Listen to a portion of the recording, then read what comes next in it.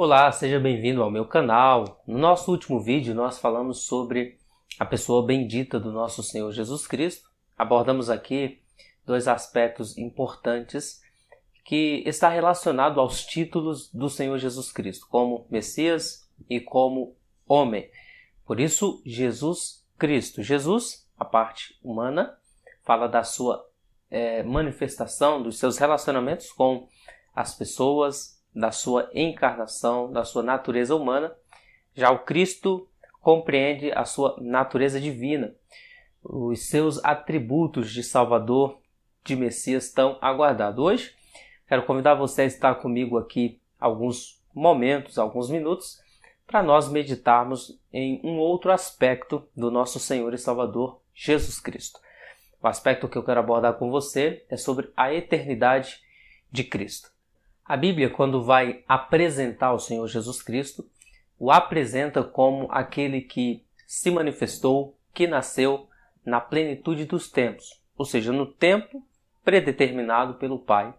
Jesus Cristo nasce. Quando nós vamos no capítulo 1 de Lucas, a partir do versículo 28, que nós temos a narrativa, a informação de que o anjo Gabriel visita Maria, informa que ela era agraciada entre todas as mulheres ali da sua região, naquele momento, porque por meio dela, Jesus Cristo nasceria. Isso se daria como obra divina. O Espírito Santo a envolveria e o ser que seria gerado nela é bendito, o Filho de Deus, aquele que se assentaria no trono de Davi, na casa de Davi, descendente de Jacó, cujo reino não teria fim.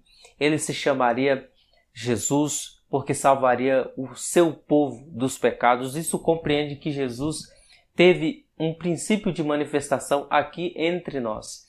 Mas toda a verdade bíblica não se restringe a essa verdade. Jesus, ele não foi criado, ele foi gerado. Isso é uma doutrina histórica. Compreender essa verdade vai nos fazer compreender a história da redenção e compreender qual o lugar de Cristo na economia da salvação.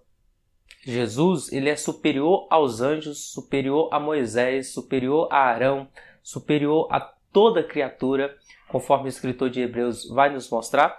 Eu gostaria de pensar um pouco aqui com você sobre esse aspecto importante. Jesus Cristo é eterno. Quando nós vamos no Evangelho de João, capítulo 1, ele faz uma narrativa, uma comparação, parece-me que tendo em mente a narrativa de Gênesis, ele vai falar de Cristo como o Logos, aquele que no princípio era a palavra que estava com Deus, a palavra que é Deus, e por meio dele tudo se fez, e sem ele nada que foi feito poderia ter vindo à existência. No versículo 14 do capítulo 1 de João, Jesus é apresentado como o Verbo que se fez carne, tabernaculou ou habitou entre nós, e nós vimos na palavra de João a sua glória como a glória do unigênito do Pai. Então esse Cristo, esse Jesus de Nazaré, ele antecede ao tempo criado, ao tempo da nossa existência, ao Cronos, ao tempo criado. Ele é aquele que existe desde os tempos antigos, desde as saídas eternas, como diz o profeta Miqueias. O próprio Jesus, no Evangelho de João, ainda no capítulo 17, versículo 5, fazendo a oração sacerdotal, tem uma parte da oração que ele fala ao Pai: glorifica-me com a glória que eu tinha contigo antes da criação do mundo, antes da fundação do mundo, no versículo 24, parte B. Em João, capítulo 8, versículo 58, Jesus Cristo fala que antes que Abraão existisse, eu sou, ou eu existo.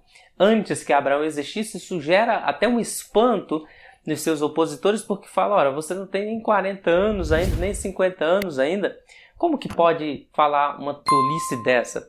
Só que eles não sabiam que Cristo já havia se revelado no Antigo Testamento, em figura, obviamente, mas ele é eterno antes da criação do mundo, eu torno a repetir. Jesus é aquele que estava presente na criação do mundo, dando vida à palavra, dando vida à ordem de Deus.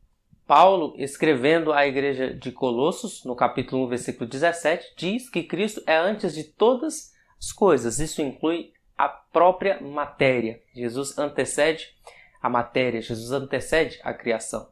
Nós vimos no vídeo passado um dos atributos de Cristo, conforme o profeta Isaías diz no capítulo 9, versículo 6, é que ele é Pai da eternidade. Ele é antes do tempo criado. É importante ressaltar, portanto, que Jesus ele é tanto histórico quanto eterno. Histórico porque a própria história demonstra isso. Quando nós vamos ler alguns livros anterior à manifestação de Cristo, nós temos os anos e na frente da data antes de Cristo, A.C. E quando a data é posterior a Cristo, nós temos a data, seja o ano 300, o ano 100, 10, DC, depois de Cristo. Então ele é uma pessoa histórica que dividiu a história no meio, antes e depois de Cristo.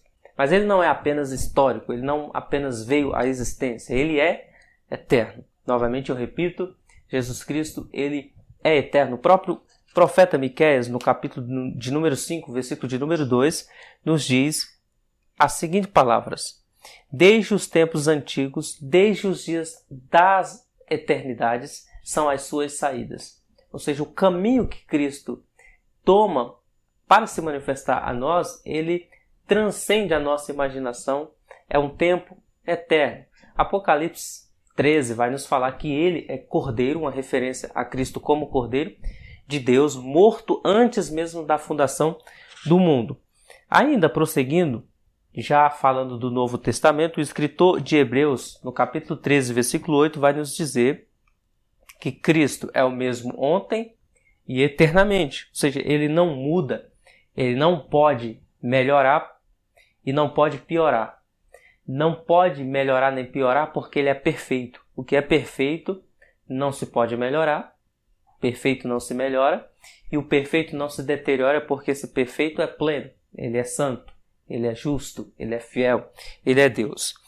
Essas dimensões que nós falamos aqui podem ser vistas na carta de Paulo aos Colossenses, no capítulo 1, versículo 15 ao 17. Paulo diz assim, que Cristo é a imagem do Deus invisível, primeiro, primogênito de toda a criação, segundo, porque nele foram criadas todas as coisas que há nos céus, na terra, visíveis e invisíveis, sejam tronos, sejam dominações, sejam principados, sejam potestados, tudo foi criado por ele e para ele, e ele é antes de todas as coisas, e todas as coisas subsistem por ele.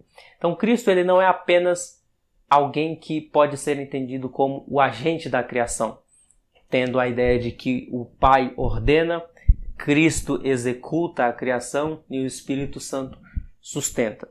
Não, Jesus ele não é apenas agente da criação. Ele é corregente na criação. Ele é um com o Pai. Ele tem a autoridade de Criador, porque ele é Criador. Ele tem a autoridade de Senhor, porque ele é Senhor. Como Paulo escreve aos Colossenses, todas as coisas subsistem por meio dele. Esse Cristo que é eterno é o Cristo que é presente, que está conosco, e sem ele nada podemos fazer. O ar que respiramos, a comida que comemos, a água que bebemos, tudo é graça, tudo vem por meio dele.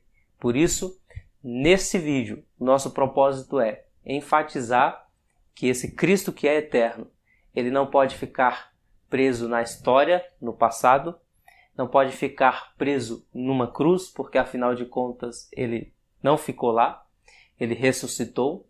Esse Cristo não é apenas uma utopia, como muitos céticos dizem, não é uma filosofia, não é apenas mais um mestre. Ele, na sua própria palavra, e eu creio no que ele disse ser verdade, ele não é mais um caminho, porque se ele dissesse que era mais um caminho, então haveria a possibilidade de haverem outros, mas ele é o único caminho, ele é a única verdade, e ele é a única vida verdadeira. E ele é aquele que nos dá acesso ao Pai. Por isso que ele disse, eu sou o caminho, a verdade e a vida, e ninguém vem ao Pai senão por mim. Esse é Jesus, esse é o Cristo da Bíblia. Que Deus abençoe a sua vida. Se você gostou desse vídeo, deixe o seu like, deixe o seu comentário, é muito importante. Se você acha que é relevante, compartilhe para mais pessoas. Eu te encontro aqui no nosso próximo vídeo, ainda enfatizando a pessoa de Cristo, agora dando uma atenção especial na sua humanidade. Te espero aqui para o nosso próximo encontro. Um beijo fraterno no seu coração e até lá. Tchau, tchau.